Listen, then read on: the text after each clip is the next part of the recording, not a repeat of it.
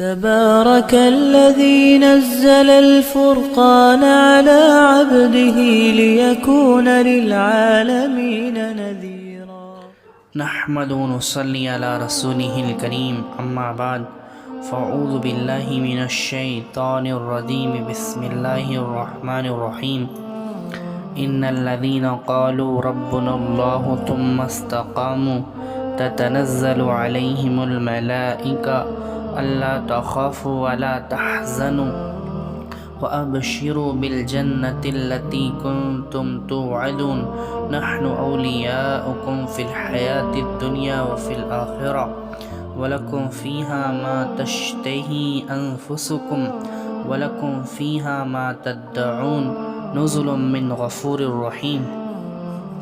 صدق اللہ العظیم۔ پیارے دوستو، بڑا ہی عبرت حاصل کرنے والا واقعہ ہے۔ حضرت جنید بغدادی اور ایک بزرگ جو سید تھے، اور حضرت جنید بغدادی رحمۃ اللہ علیہ اس زمانے میں کشتی کے بڑے پہلوان مانے جاتے تھے، اور وہ بزرگ جو ہے اللہ کے نبی کی اولاد میں سے تھے، اور حضرت جنید بغدادی رحمۃ اللہ علیہ نے ان کی بات کو مانا۔ حضرت جنید بغدادی رحمۃ اللہ علیہ نے ہار کر کے جو ہے انہوں نے جیتا۔ تو بڑا ہی بہترین واقعہ ہے دوستو، ہم لوگوں کو بڑے ہی غور سے اس کو سمجھنا ہے اور اس واقعے سے عبرت حاصل کرنا ہے۔ اللہ تعالی ہم سب کو عمل کرنے کی توفیق عطا فرمائے۔ تو اس واقعے کو شروع کرتے ہیں۔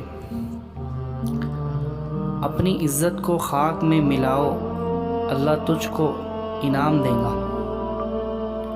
حضرت جنید بغدادی رحمۃ اللہ علیہ اولیاء اللہ بننے سے پہلے کا واقعہ۔ حضرت جنید بغدادی رحمۃ اللہ علیہ جس وقت وہ اللہ والے بنے نہیں تھے، بلکہ پہلوانی کی روٹی کھاتے تھے، اور یہ شاہی پہلوان تھے۔ جب یہ کشتی لڑتے تو جیتنے پر شاہی خزانوں میں سے لاکھوں روپے ملا کرتے تھے ان کو، حضرت جنید بغدادی رحمۃ اللہ علیہ کو۔ کسی سے کشتی لڑی، اس کو جو ہے کشتی میں ہرا دیا، تو شاہی خزانے سے ان کو لاکھوں روپے ملا کرتے تھے، اس لیے یہ کشتی لڑتے تھے۔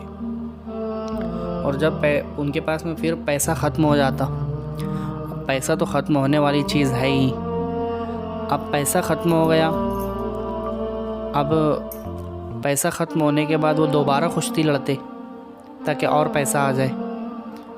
اس پر ہی حضرت جنید بغدادی رحمۃ اللہ علیہ کا گزر بسر ہوتا، اس پر ہی زندگی گزرتی۔ شاہی پہلوان ہوا کرتے تھے حضرت جنید بغدادی رحمۃ اللہ علیہ۔ ایک دفعہ ایک نہایت کمزور سید صاحب آئے، سید گھرانے سے تھے، ہمارے نبی کی اولاد میں سے، اور آ کر کے کہا کہ میں جنید کو کشتی میں ہرا دوں گا۔ سب ہنسنے لگے کہ بھائی آپ تو بڑے میاں ہیں اور کمزور ہیں۔ انہوں نے کہا کہ دیکھنا ہے، میں ایسا دیکھوں گے، میں ایسا داؤ ماروں گا کہ جنید بغدادی بھی کیا یاد کریں گا۔ حالانکہ اتنے کمزور تھے کہ چلنے میں کانپ رہے تھے، بادشاہ نے پھر بھی ان کو منظور کر لیا۔ جب میدان میں حضرت جنید بغدادی رحمۃ اللہ علیہ آئے تو وہ بڑے میاں بھی میدان میں آئے، اور جنید بغدادی رحمۃ اللہ علیہ کے کان میں کہا کہ دیکھو میں سید ہوں، میں سید ہوں، میری اولاد کو فاقے ہو رہے ہیں۔ اگر تم آج نبی کریم صلی اللہ علیہ وسلم کی اولاد کی محبت میں اور نبی کریم صلی اللہ علیہ وسلم کی محبت میں اپنی آبرو خاک میں ملاؤں گے تو یہ انعام مجھے مل جائے گا۔ تمہاری آبرو تو جائیں گی، لیکن سرکار دو عالم صلی اللہ علیہ وسلم تم سے بہت زیادہ خوش ہوں گے۔ بس اتنا سننے کی دیر تھی کہ سودے بازی جو ہے آپس میں ہو گئی۔ حضرت جنید بغدادی رحمۃ اللہ علیہ بھی تیار، بزرگ بھی تیار۔ محبت کی بازی اور بازی ہے دانش، خود ہار جانے کو جی چاہتا ہے۔ سبحان اللہ، سبحان اللہ۔ بس انہوں نے زور دکھانے کی کچھ ایکٹنگ کی، انہوں نے زور دکھانے کی کچھ ایکٹنگ کی، جس کو نورہ کشتی کہتے ہیں، کہ جس سے جنید بغدادی رحمۃ اللہ علیہ گر گئے۔ جب جنید بغدادی رحمۃ اللہ علیہ گر گئے تو بڑے میاں جنید بغدادی رحمۃ اللہ علیہ کے اوپر چڑھ گئے اور مکے مار رہے، اتنے مکے مارے۔ حضرت جنید بغدادی رحمۃ اللہ علیہ اللہ تعالیٰ کی محبت میں برداشت کرتے رہے، چنانچہ بڑے میاں سارا انعام لے گئے۔ اسی رات جناب جنید بغدادی رحمۃ اللہ علیہ نے جناب محمد الرسول اللہ صلی اللہ علیہ وسلم کو خواب میں دیکھا۔ دیکھو دوستو، جو لوگ ہمارے نبی کے عاشق ہوتے ہیں، جو لوگ جناب محمد الرسول اللہ صلی اللہ علیہ وسلم سے محبت کرتے ہیں، تو ان لوگوں کو ان کے خاندان سے بھی بہت محبت ہوتی ہے۔ وہ دوستو کشتی ہارنے تو کیا، ان لوگوں کے سامنے کوئی بھی معاملہ آ جائے تو وہ اس پر جو ہے راضی ہو جاتے ہیں۔ ہمارے نبی کی آنکھوں کو ٹھنڈک پہنچانے کے لیے وہ کچھ بھی کام کرنے کے لیے راضی ہو جاتے ہیں، اسے ہی تو کہتے ہیں نبی کا عاشق۔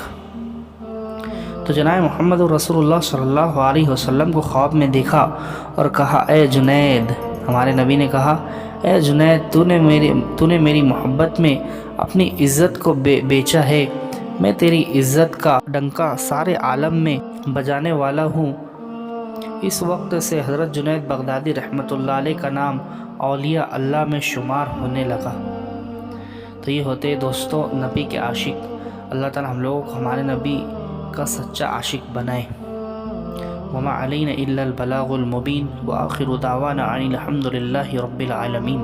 تبارك الذي نزل الفرقان على عبده ليكون للعالمين